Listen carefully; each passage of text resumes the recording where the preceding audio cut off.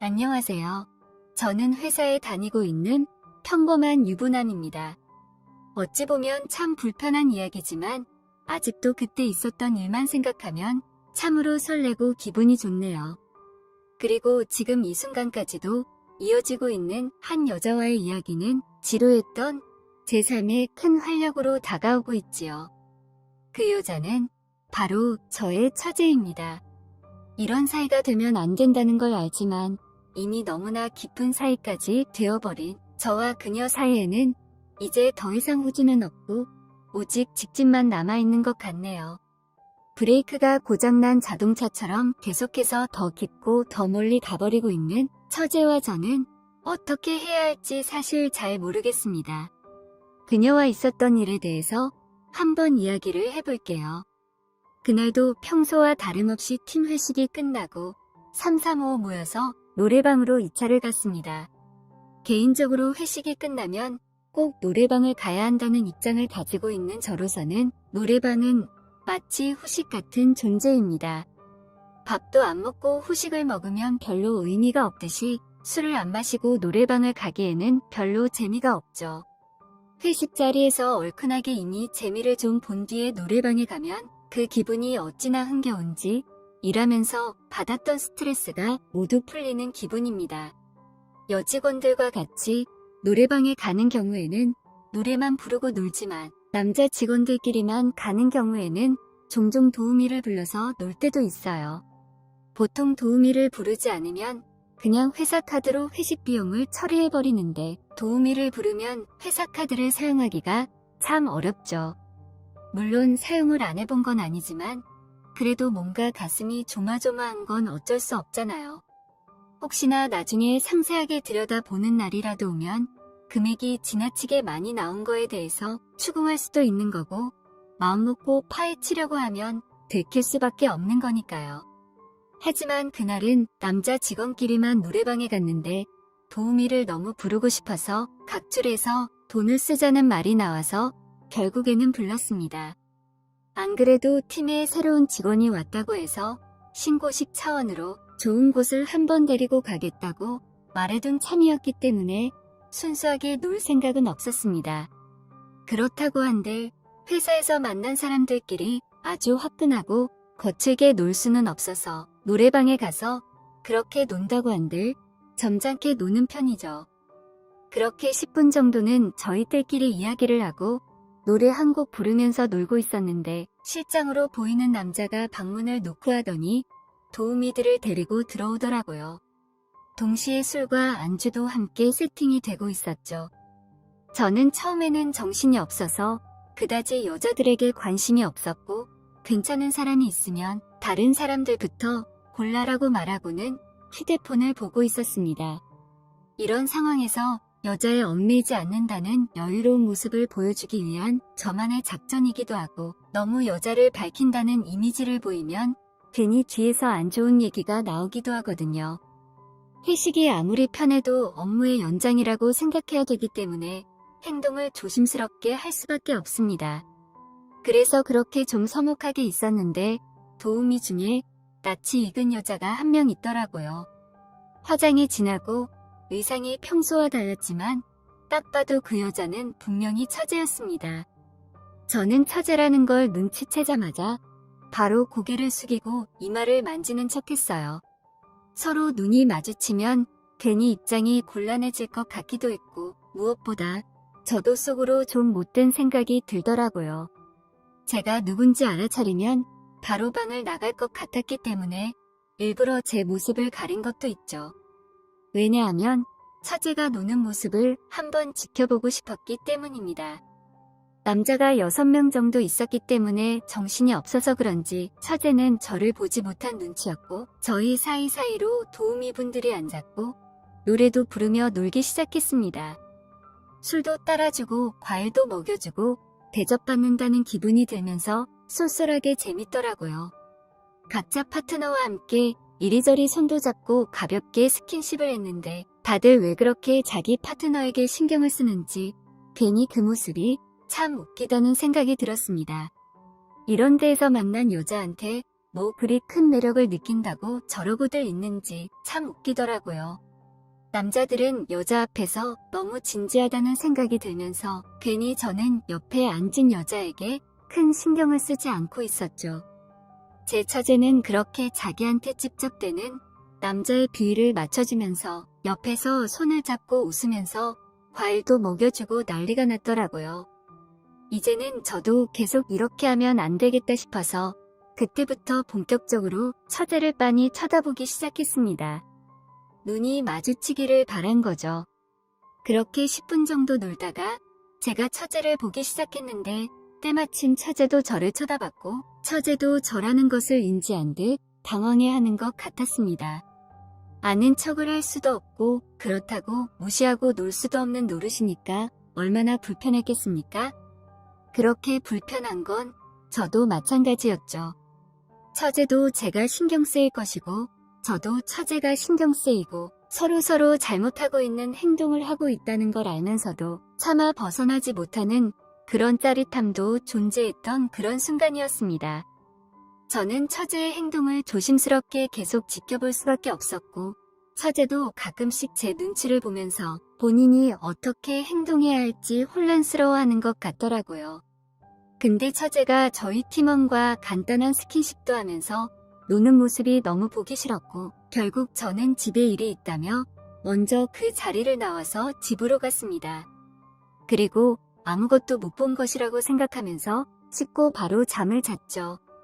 하지만 다음날도 온종일 기분이 찝찝했고 결국 처제에게 전화를 걸었지만 처제는 제 전화를 받지 않았습니다. 이렇게 그냥 넘어가는 건 앞으로 제 결혼 생활에 너무 위험한 오점을 남기는 것이라 생각했고 혹시나 이번에 있었던 이 일 때문에 저에게 안 좋은 일이 생기는 걸 차마 용납할 수가 없었습니다. 며칠을 고민하다가 저는 그 노래방에 다시 찾아갔고 처제의 인상착의를 말하며 지정해서 도우미를 불러달라고 했어요. 대충만 얘기해도 금방 누군지 알더라고요. 그 친구가 아주 태도가 싹싹해서 남자 손님들이 많이 찾는다고 저에게 보는 눈이 있다면서 칭찬까지 하더군요.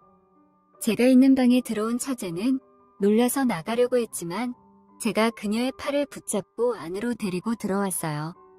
저는 그녀에게 그냥 이야기만 좀 나누자고 했지만 처제는 그냥 가려고만 하더라고요. 안 좋은 이야기하려고 그러는 것도 아닌데 어떻게 그렇게 형부를 사람 취급도 안 하고 무시할 수 있냐고 윽박을 지르자 그제서야 그녀는 정신이 들었는지 자리에 앉아서 이야기를 나눌 수 있었습니다. 먼저 제 이야기를 했어요. 팀원들과 가끔 이렇게 노래방에 오는데 남자들만 있으면 아가씨들을 부르게 된다. 근데 아가씨 불러서 노는 것만으로는 바람 피우는 거라고 보기 어렵지 않냐고. 그러니까 마누라한테는 비밀로 해달라고 말했죠.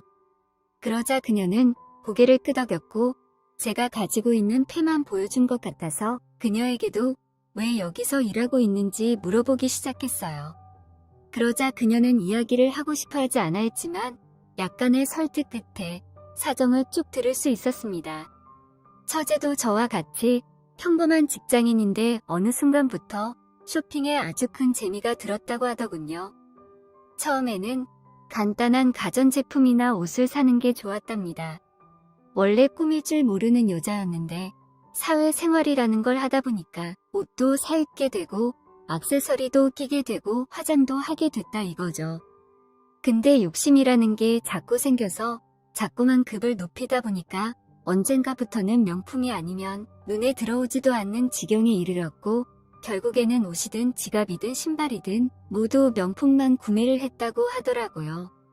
자존심이 있으니까 차마 짝퉁을 사지는 못하겠어서 명품을 사다 보니까 나중에는 결국 모아뒀던 돈까지 쓰게 됐고 모아둔 돈이 거의 다 떨어지고 얼마 남지 않으니까 일확천금을 노리려고 단타 주식을 했다고 했습니다. 주로 코스닥 종목을 공략했는데 등락폭이 아주 큰 종목만 하다 보니까 벌 때는 많이 벌기도 했지만 대부분은 잃었다고 하더라고요. 유튜브를 보면서 따라하거나 주변 사람들에게 종목을 추천받기도 했지만 한 달 내내 그 짓을 해도 돈을 벌기는커녕 정상적으로 직장 생활도 못하고 결국에는 모든 걸 다 잃게 되는 수준까지 갔다고 합니다. 일이 그 지경까지 가니까 도저히 자기 월급으로는 수습이 되지 않아서 이렇게 노래방에서 저녁에 아르바이트를 하게 된 거라고 하더라고요. 많이 일할 때는 주말에도 일을 한다고 했어요. 그러면서 단순히 노래방에서만 도우미 아르바이트를 할 뿐 제가 걱정하는 것처럼 별도로 이 차를 나가서 일하는 건 절대로 하지 않는다며 믿어달라는 것이었습니다. 게다가 이제 갚아야 할 돈도 거의 다 갚았고 다시 본격적으로 회사 생활만 하면서 돈을 모을 거라고 하더라고요.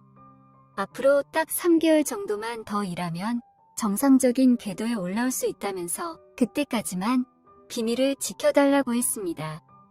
제가 돈이라도 많으면 다 갚아주고 당장 그만두라고 하고 싶지만 저도 그냥 말단 회사원 신세이니 도와주지도 못하고 다 갚으면 그만하라고 이야기만 한 후 집으로 돌아왔습니다. 아내에게만은 이야기할까 하다가 괜히 집안에 분란만 만들 것 같아서 처제의 비밀을 지켜주기로 했죠.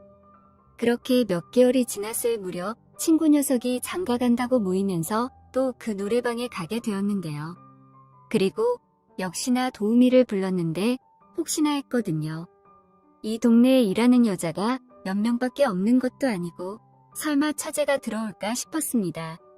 근데 정말 거짓말처럼 또 처제가 들어오더군요. 요번에는 새벽 2시쯤이라서 제법 늦은 시간에 들어갔는데 처제가 만취한 상태로 비틀거리면서 들어오는 것이었습니다. 처제를 제 옆에 앉게 하였고 술을 깨게 해주려고 노력하였지만 점점 더 인사불성이 되었고 결국 제가 데리고 노래방에서 나와야 하는 지경까지 이르게 됐어요. 처제는 저를 알아보지도 못할 정도로 많이 취했더군요.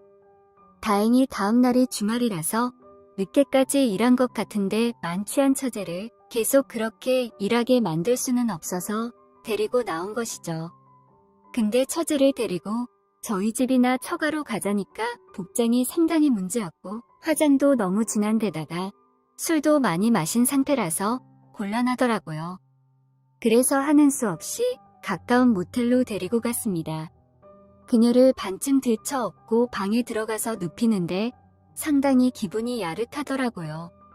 그래도 처제한테 그런 감정을 느낄 수는 없는 노릇이니까 간단하게 쪽지를 남기고 모텔방에서 나가려고 했죠. 뽀얀 속살로 새근거리며 자고 있는 그녀의 모습을 보니 마음이 조금 심란했지만 방을 나가기 위해서 신발을 신었어요. 근데 그 순간 갑자기 처제가 여자 혼자 이런 곳에 두고 가면 어떡하냐고 말하면서 같이 자고 내일 가자는 것이었습니다. 처제의 그 말을 듣는 순간 어찌해야 할지 고민하다가 아내에게는 친구네 집에서 잔다고 거짓말을 하고 소파에 누웠습니다. 처제는 저를 아직도 못 알아보는지 오빠 여기 와서 같이 자자는 아주 야릇한 멘트를 하기 시작했고 나중에는 소리를 지르고 떼를 쓰더라고요. 늦은 밤에 다른 객실에 민폐를 끼치는 것 같아서 처제를 조금이라도 진정시키고 빨리 재워야겠다는 생각으로 결국 처제 옆에 가만히 누웠습니다. 눈도 제대로 못 뜨고 저를 계속 오빠라고 부르는 처제를 보고 있으니까 참 기분이 묘하더군요. 만약에 이 여자가 처제가 아니었으면 당장이라도 어떤 상황이 펼쳐질지 너무나 자명한 사실인데 어쩔 수 없는 가족이기에 참으려고 했습니다. 하지만 그녀는 평소에 어떤 행실을 하고 돌아다니는 것인지 가만히 누워있는 저의 오단으로 손을 집어넣어 아주 마음껏 본인이 하고 싶은 대로 행동하더라고요. 여기저기 휘적거리는 그녀의 가녀린 손가락 끝에 저는 어쩔 줄 몰라 그만 처제에게 입을 맞추면서 동시에 옷을 벗었고 결국 넘지 말아야 할 선을 넘고 말았습니다. 저도 참으려고 했는데 평소에 예쁘게 봐왔던 여자가 그러니까 방법이 없었던 거예요. 이건 저의 책임이라고 볼 수는 없는 거죠. 온몸이 땀으로 젖어 뻗어 있는데도 처제는 이대로 잘 수는 없다면서 그 후로 몇 번의 관계를 더 가졌고 다음날 아침이 되어서야 처제는 제가 누군지 알아보더라고요. 근데 이상하게 처제의 눈빛은 당황하거나 민망하다는 모습을 보이지 않았고 태연하게 행동을 하더군요. 마치 이런 날이 올 줄 알았다는 표정이기도 했고 오히려 이런 순간을 원했다는 표정으로 보이더라고요. 그래서 그런지 오히려 너무 아무렇지 않게 모텔에서 나와 함께 소고기 국밥을 먹으면서 해장까지 제대로 하고 있었습니다. 어차피 서로 볼 꼴 못 볼 꼴 다 봤으니까 그냥 편하게 물어봐야겠다 싶어서 처제에게 왜 아직도 그곳에서 아르바이트 하느냐고 물었지만 이제는 그게 중요한 것이 아니라면서 이제 더 큰 비밀이 생겼으니 서로 조심하면서 비밀을 잘 지켜주자는 것이었습니다. 아무래도 제 생각에는 처제가 돈 때문에 그 일을 시작하긴 했지만 아마 늦은 나이에 남자의 재미를 들인 게 아닌가 하는 생각이 들어요. 저랑 그런 일이 있었을 때에도 정말 남자를 잡아먹을 듯이 다가오는데 무섭다는 생각도 들었기 때문이죠. 그 후로 가끔 처제와 미래를 즐기고 있어요. 저보다 나이도 한참 어리고 그런데도 아주 제대로 놀 줄 아는 그런 여자입니다. 절대로 해서는 안 될 짓인 것은 알고 있지만 저희는 너무 만족하면서 서로 생각날 때마다 먼저 연락하고 있습니다.